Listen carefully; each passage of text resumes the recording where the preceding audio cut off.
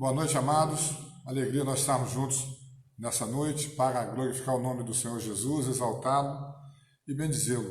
Estamos aqui na Primeira Igreja Batista de Cardoso, com alguns irmãos, vamos louvar o Senhor, engrandecer o nome dele, irmão Francisco, irmã Faine, irmã Emilai, Marlene, irmão Arlindo, irmã Carla e a irmã Fernanda. Deus abençoe esse grupo de irmãos que estão aqui, abençoe a nossa vida. Eu gostaria de pedir a você para abrir a sua Bíblia no livro de Marcos, capítulo 7, verso 24 a 30. É a palavra que nós vamos ministrar nessa noite. A fé te liberta. Esse é o tema. Já fique preparado. Nós vamos estar louvando ao Senhor. Se prepare para esse louvor. Nós vamos louvar pelo menos 2 hinos para, com a graça de Deus, levar aos céus esse sacrifício de louvor nosso, para engrandecer o nome do Senhor. Marcos capítulo 7, verso 24 a 30. Deixa aberta a sua Bíblia e vamos participar juntos. Nesse momento vamos louvar o Senhor.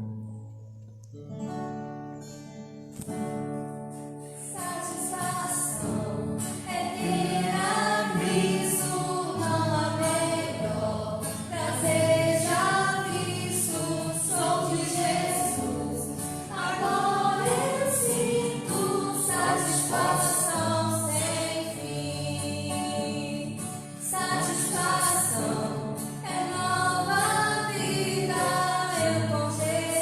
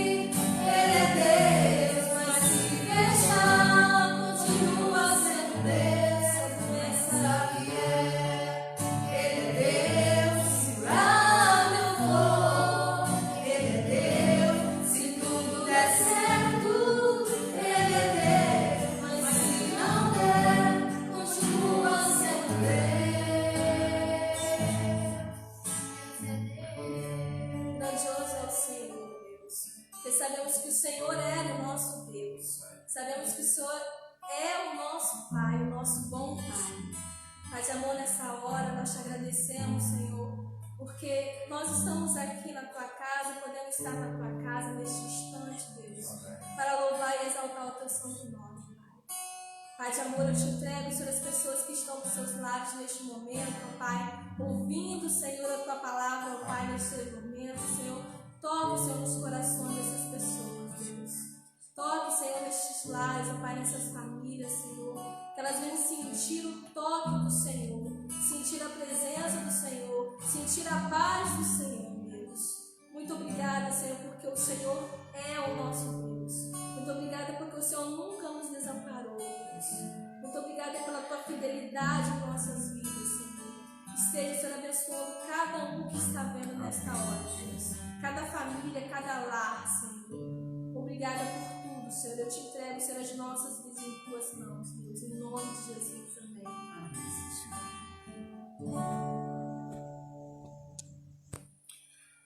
Amados, vamos então continuar em culto ao Senhor, para conversar com Deus, ouvir a palavra de Deus. Então, atire isso que eu pedi, né? Abra sua Bíblia em Marcos, capítulo 7, verso 24 a 30.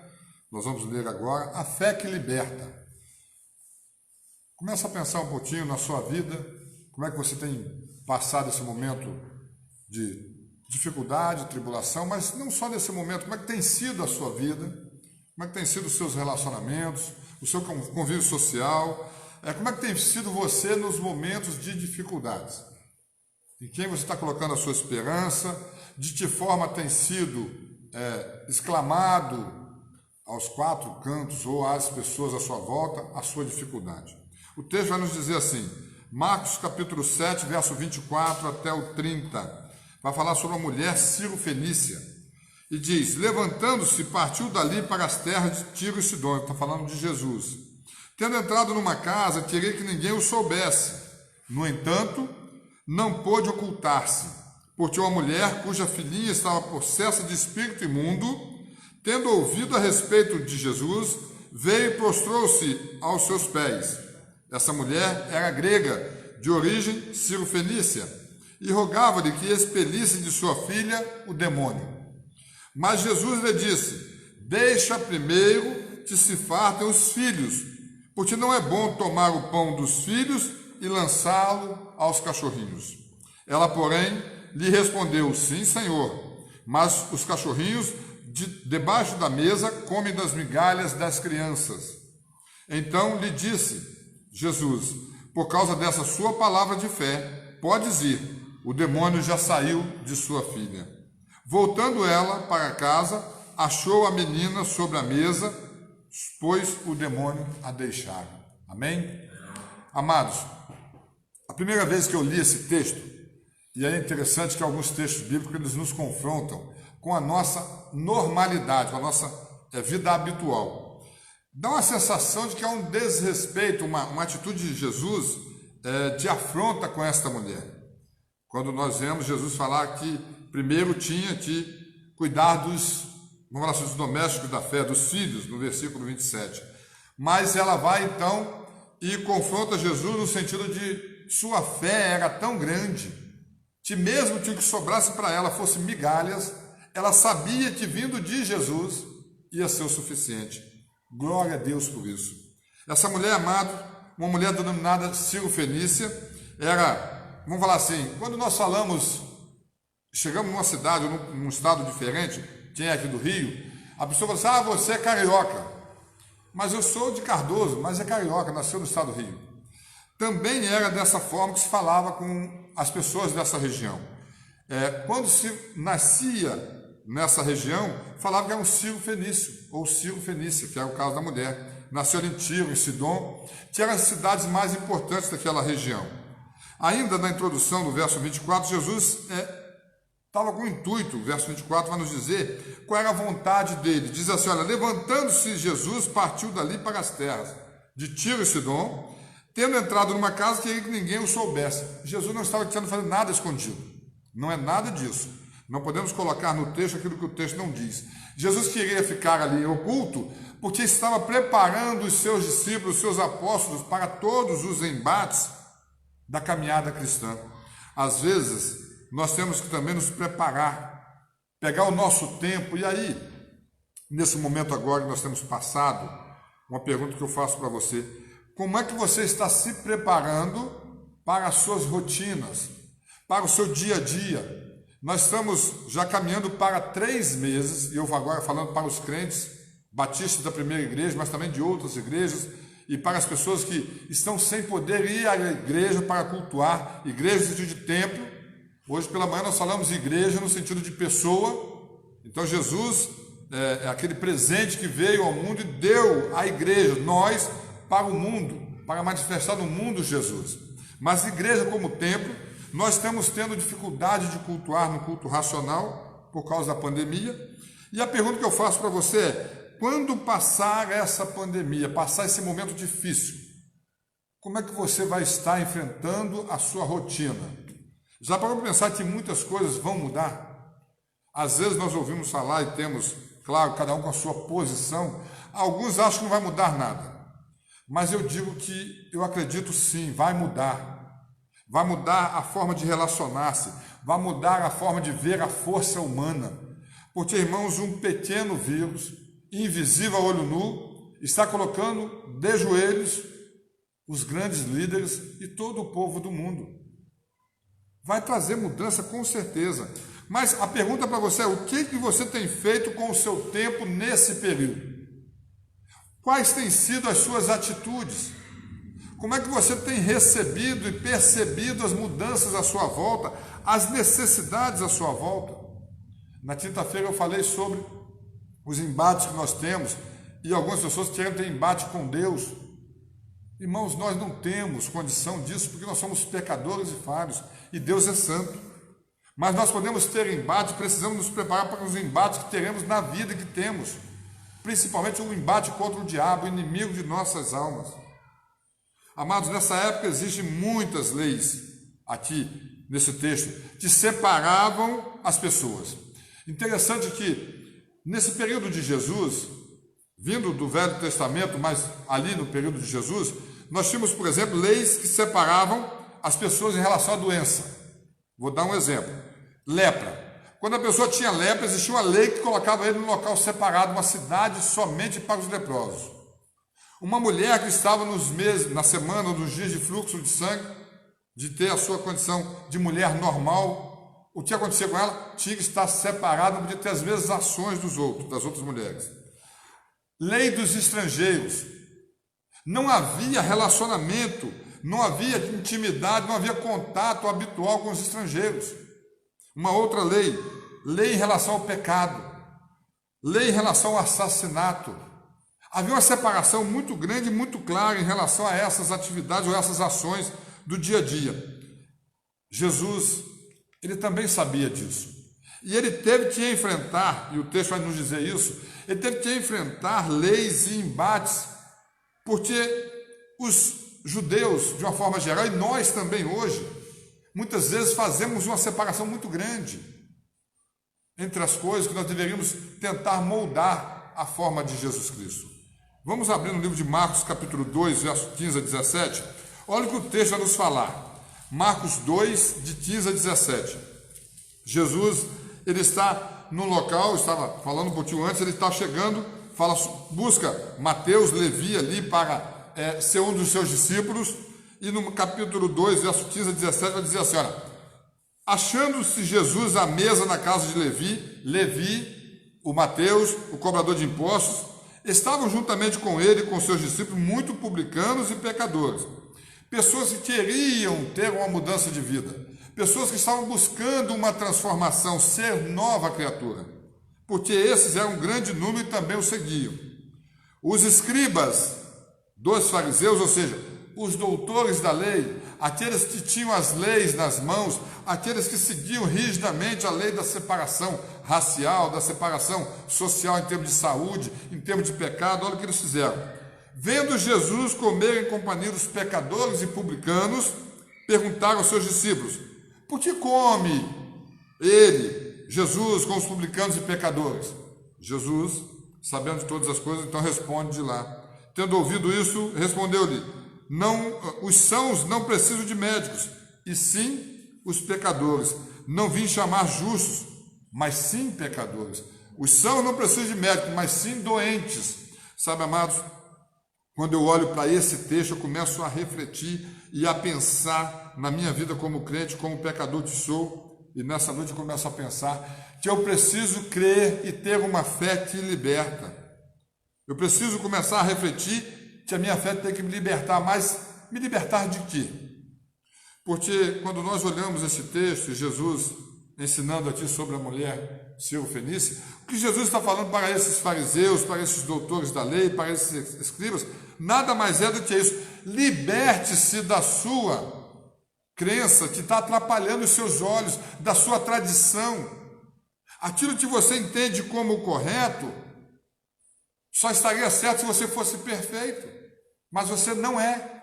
Você é um pecador como qualquer outro. Interessante quando Jesus fala aquela parábola maravilhosa da mulher samaritana, aquela história maravilhosa ali. Jesus então fala com eles: aquele que não tiver nenhum pecado, atire a primeira pedra. E o que aconteceu? Aqueles homens começaram, homens, mulheres e pessoas aqui presentes, começaram a se afastar um por um, do maior ao menor, porque ninguém poderia dizer que não tinha nenhum pecado, ou seja, a lei só seria útil para aqueles homens ou para aquelas pessoas se não tivessem pecados. Essa mulher, amados, ela teve a libertação espiritual da sua filha, mas ela teve porque ela acreditou. O versículo 29 vai dizer assim, olha, versículo 29, então lhe disse Jesus: por causa da sua fé, podes ir, o demônio já saiu da sua filha, amém? O demônio já saiu da sua filha e ela já está curada. Aquela mulher levantou e foi para casa. Sabe, amados, aquele povo Sírio-Fenício, aquele povo fenício, eles adoravam muitas divindades. Se nós voltarmos um pouquinho, eu gostaria que você abrisse a sua Bíblia lá em 1 Reis, capítulo 16, verso 30 a 32, vai falar sobre um rei muito conhecido nosso, Acabe. 1 Reis 16, de 30 a 32. Vai falar sobre Acabe. Acabe era um rei muito conhecido e um dos piores reis de Israel. Diz o texto assim, versículo 30. Fez Acabe, filho de Onri, o que era mal perante o Senhor, mais do que todos os que foram antes dele. Ou seja, nós já tínhamos tido um monte de reis. Acabe foi o pior deles.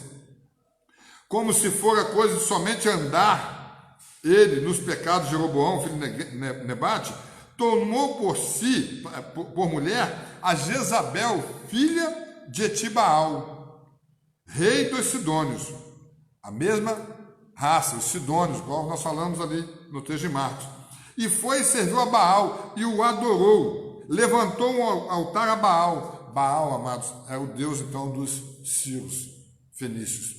Na prática, aquele povo era um povo adorador, era um povo que tinha deuses, mas eram imagens, eram deuses esculpidos, eram deuses estátuas que não serviam para a adoração verdadeira, que separava o homem do verdadeiro Deus, e não como Jesus que nos ligava a ele.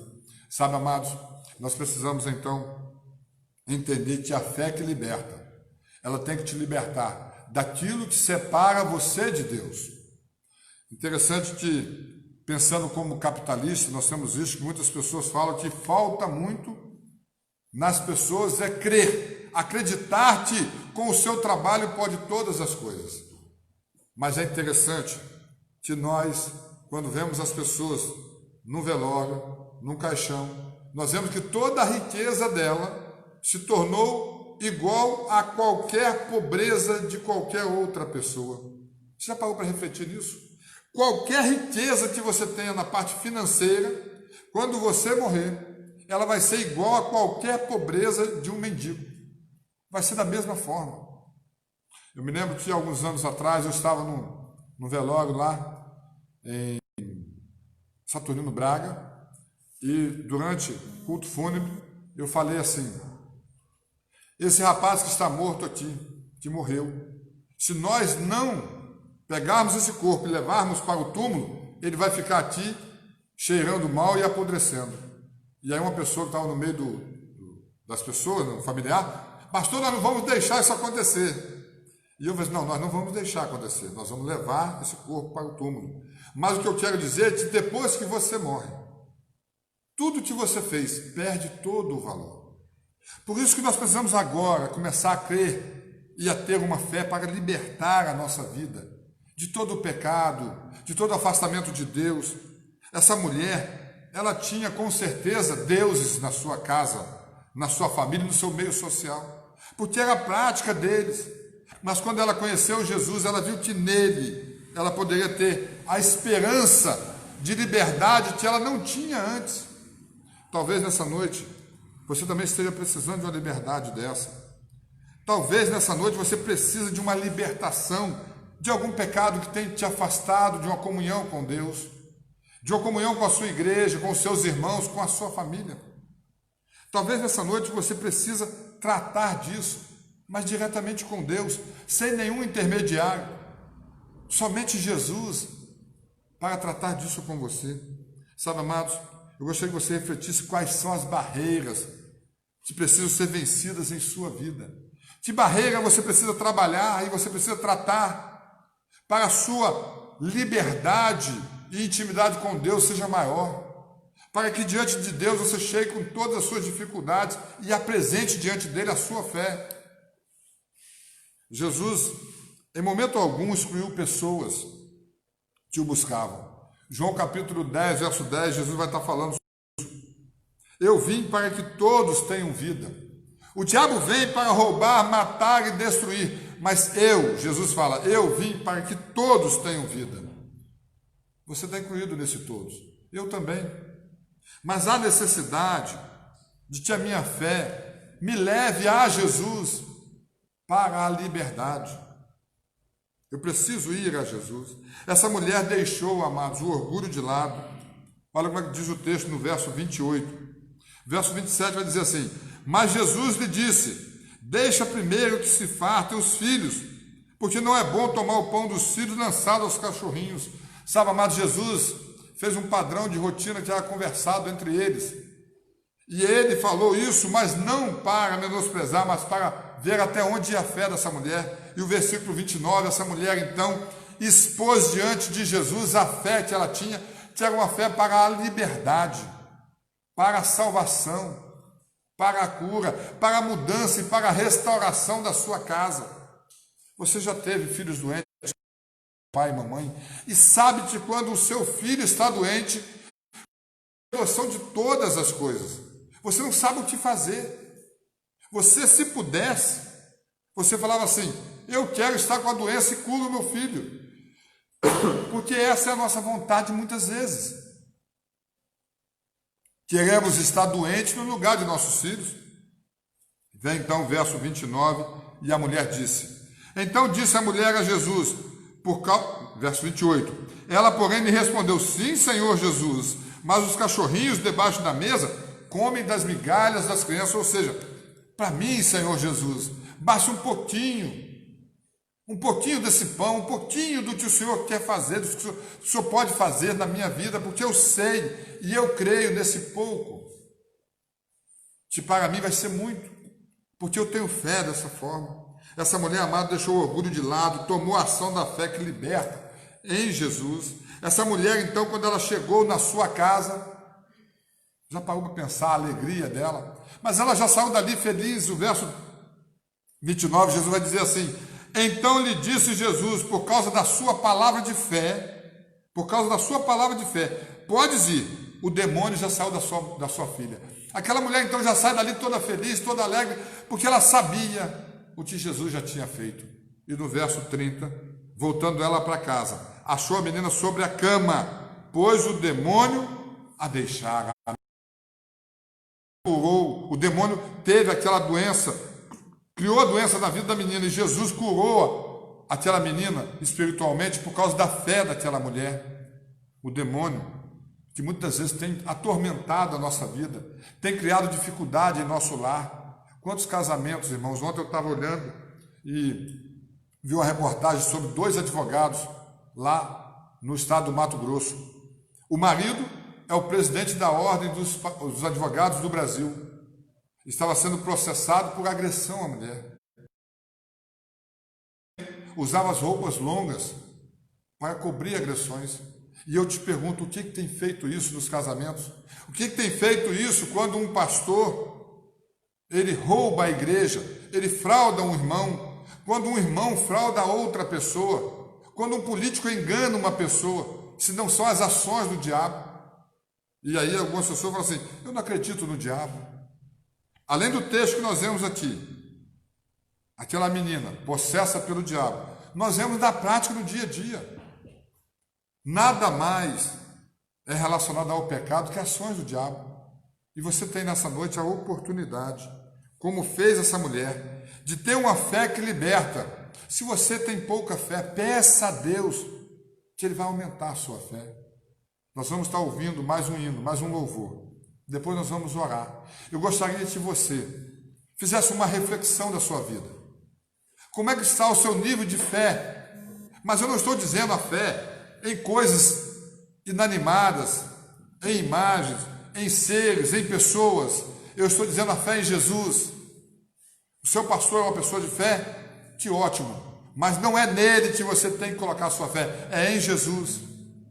Você conhece uma pessoa que ora com muita fé? Que bom. Mas não é ela em que você tem que colocar a sua esperança, é em Jesus. Vamos louvar a Deus e nós vamos finalizar orando ao Senhor.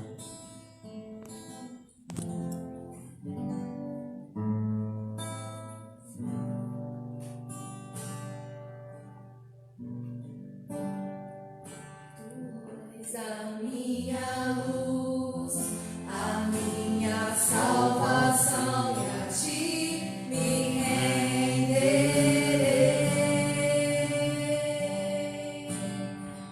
Se ao teu lado estou, seguro em tuas mãos, eu nada temerei.